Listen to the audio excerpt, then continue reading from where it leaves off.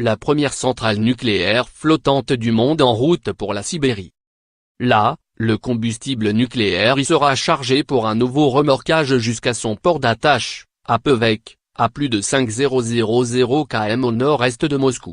Le démarrage est prévu dans le courant de l'année 2019.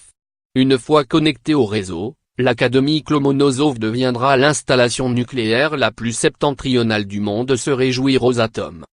Elle a vocation à se substituer à une centrale au charbon et à une centrale nucléaire construite dans la région dans les années 1960 et 1970.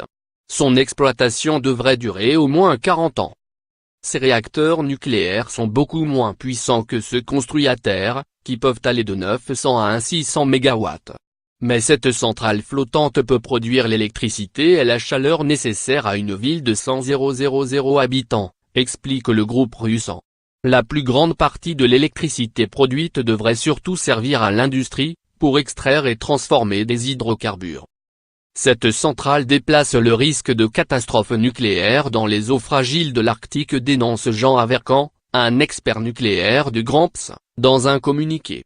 L'association écologiste a réquisitionné un bateau qui escorte l'Académie Lomonosov sur une partie de son trajet et s'inquiète des risques, notamment en cas de tsunami. Avec son fond plat et son absence de système de propulsion, c'est comme si on jetait une centrale nucléaire sur une palette en bois pour dériver dans les eaux les plus difficiles du monde. Malgré les craintes des associations écologistes, Rosatom assure qu'elle respecte des normes de sécurité extrêmes, qui devraient lui permettre de faire face aux aléas climatiques de la région.